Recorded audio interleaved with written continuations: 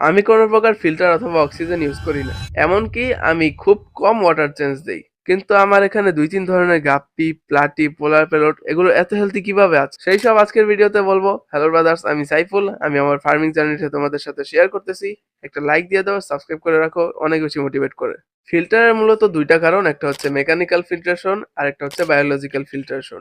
যেহেতু আমরা মেকানিক্যাল ফিল্ট্রেশনটা করতে পারতেছি না, কারণ আমরা ফিল্টার ইউজ করতেছি না, আমরা বায়োলজিক্যাল ফিল্ট্রেশনের দিকে ফোকাস করব। আর এই কাজে আমাদের সবথেকে বেশি হেল্প করবে অ্যাকোয়াটিক প্ল্যান্টস। আমি মোস্ট অফ দ্য টাইম ৩ ধরনের প্ল্যান্ট ইউজ করি। এগুলো অনেক বেশি হার্ডি, অনেক বেশি হেলদি থাকে অ্যান্ড কোনো ফার্টিলাইজার লাগে না, জাস্ট সানলাইট থাকলেই হয়ে যায়। আর সুবিধা হচ্ছে এগুলো অনেক কম টাকায় পাওয়া যায়। কি কি প্ল্যান্ট ইউজ করি পরে বলতেছি। তো ফিল্টার অথবা অক্সিজেন ছাড়া যদি মাছ পালতে হয় তাহলে আমি একটু বেশি ভলিউমের পানি রেকমেন্ড করব, যেমন মিনিমাম 30 লিটার। আমার প্রায় সবগুলো হাউজই ভালো পরিমাণ পানি স্টোর করা যায়। আর যেটা ছোট হাউস আছে সেখানেও কমপক্ষে 40 লিটার পানি তো আটেই।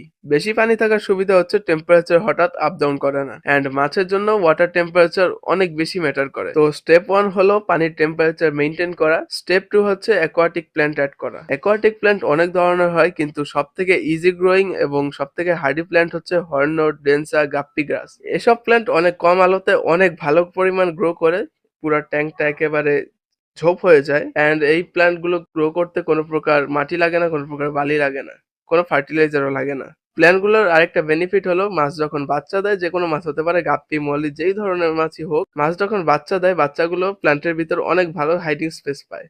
আমাদের মেইন ২টা কাজ হয়ে গেছে, এখন আমাদের দরকার ওয়াটার কোয়ালিটি মেইনটেইন রাখা। পানির কোয়ালিটি মেইনটেইন করার অনেকগুলো উপায় আছে, আমি বলতেছি। তার আগে প্লিজ ব্রো সাবস্ক্রাইব করে দাও, একটা লাইক দিয়ে রাখো, অনেক বেশি মোটিভেটেড হই। আর কোন ধরনের ভিডিও দেখতে চাও কমেন্ট করে বলো। কাঠবাদাম পাতার পানি গরম করে পানিতে, নরমাল পানিতে মিশানো যায়, মানে আমাদের অ্যাকোয়ারিয়াম অথবা পন্ডের পানিতে মিশানো যায়, অথবা অল্প পরিমাণ চুন অ্যাকোয়ারিয়ামের পানি অথবা পন্ডের পানিতে দেওয়া যায়, তাহলে আমাদের পানির কোয়ালিটি অনেকটা ভালো থাকে। আমি যা যা বলেছি এগুলো ফলো করলেই তোমার ট্যাঙ্ক অনেক বেশি ভালো থাকবে, মাছগুলো অনেক বেশি হেলদি থাকবে, আর কোনো প্রকার ফিল্টার প্রয়োজন হবে না। Thank you for watching. অন্য একটা ভিডিওতে দেখা হবে।